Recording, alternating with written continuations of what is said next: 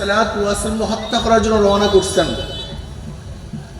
ইসলাম গ্রহণ করার পর নবী আলাইহিসসালাতু ওয়াসসালাম বলছেন, আমার পর কেউ নবী হইল ওমর নবী হয়ে যেত। যে ওমর নদীর কাছে চিঠি লিখলে নদীর মধ্যে জোয়ার সৃষ্টি হয়, যে ওমর মদিনায় খুতবা দিলে বাতাস খুতবা সিরিয়ায় পৌঁছায়া দেয়, যে ওমর ভূমিকম্প হইলে মাটির মধ্যে আঘাত করে থেমে যায়, ভূমিকম্প থেমে যায়।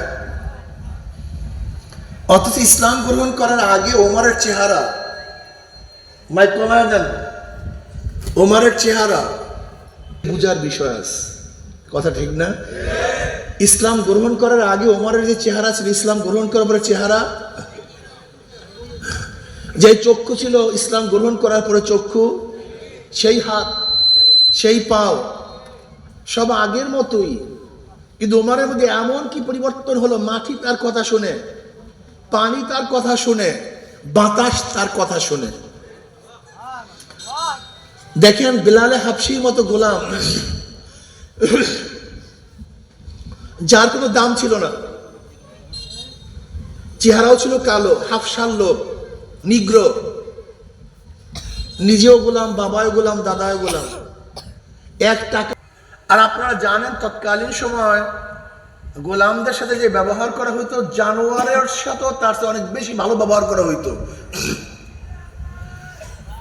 কিন্তু যেই বেলালের কোনো দাম ছিল না, মূল্য ছিল না, কিন্তু ইসলাম গ্রহণ করার পরে বেলালের অবস্থাটা কি?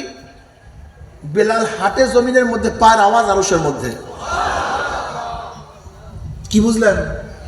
অথচ বেলাল সেই আগেরই বেলাল, চেহারার পরিবর্তন নাই, হাত পায়ের পরিবর্তন নাই, কিন্তু বেলালের মধ্যে এমন কি পরিবর্তন আসছে যে বেলাল আজান দেয় জমিনের মধ্যে, সাত তবক আসমান ভেদ করে আজানের শব্দ পৌঁছে আরশের মধ্যে। কিয়ামতের ময়দানে নবী আলাইহিসসালাতু ওয়াসসালাম যে উটের উপরে থাকবেন, সেই উটের রশি থাকবে বেলালে হাবশির হাতের মধ্যে। অথচ ওই গোলাম বেলাল,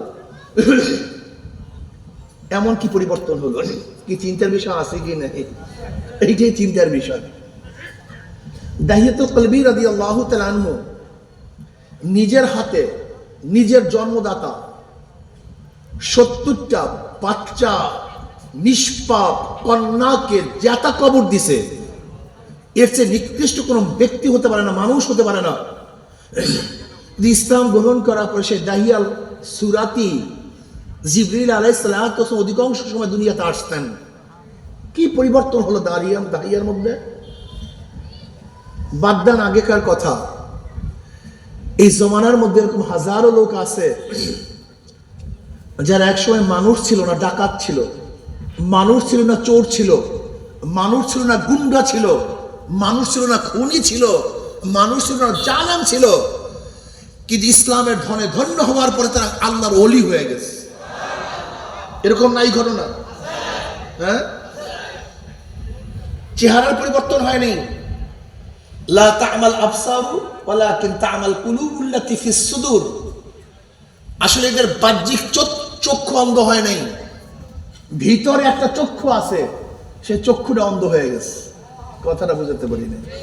আপনার সামনে সুন্দরী, সুশ্রী, আকর্ষণীয় রমণী, আপনি দেখেন না কেন? ওই চেহারার দোষ নাই, আপনার চোখের দোষ। আপনার সামনে অনেক সুন্দর মঞ্জার, অনেক সুন্দর বিল্ডিং, আপনি দেখেন না কেন? বিল্ডিং এর আকর্ষণের কমতি নেই, কিন্তু আপনার চক্ষু নাই। আপনার সামনে সুন্দর বাগান, বাগান তো অনেক সুন্দর, কিন্তু আপনি দেখেন না কেন? বাগানের ত্রুটি নেই, আপনার চোখের ত্রুটি। ঠিক তদ্রূপ আজকে আমাদের কলমের চোখের ত্রুটির কারণে আল্লাহ পাকের মাখলুক নিয়ে আমরা গবেষণা করি না, আল্লাহ পাকের কুদরত আমাদের চোখের সামনে হাজির হয় না। কথাটা বুঝাতে পারি না? কিন্তু যাদের চক্ষু ঠিক হয়ে গেছে, দেখেন সবার চক্ষু এক চক্ষু না, জীবনভর আপেল উপর থেকে নিচেই পড়ছে, কিন্তু আকর্ষণ বিকর্ষণ শক্তি আবিষ্কার করতে পারে নাই। কিন্তু নিউটন যখনই দেখছে উপর থেকে আপেল নিচে পড়ছে, এখান থেকে আকর্ষণ বিকর্ষণের শক্তি নির্ধারণ করছে। কি কথা ঠিক না? আবিষ্কার করছে। কি বুঝলেন? ডাক্তারের চক্ষু আর আপনার চক্ষু এক না। ডাক্তারের চক্ষু আপনার চক্ষু এক না, স্বর্ণকারের হাত আর আপনার হাত এক হাত না, এই হাতের মধ্যে চোখের মধ্যে পার্থক্য আছে কি নাই? হাজারো পার্থক্য আছে। যদিও বাহ্যিক দৃষ্টিতে মনে হয় সবার চক্ষু সমান, কিন্তু সবার চক্ষু এক না। ঠিক আল্লাহওয়ালাদের চক্ষু আর তোমার আমার চক্ষু বাহ্যিক দৃষ্টিতে মনে হয় এক, কিন্তু দুই চোখের মধ্যে পার্থক্য আছে কি নাই? অনেক অনেক পার্থক্য। এই মানুষ কি অমানুষদেরকে মানুষ বানাবার জন্য নবী রাসূলগণ দুনিয়াতে আসছেন।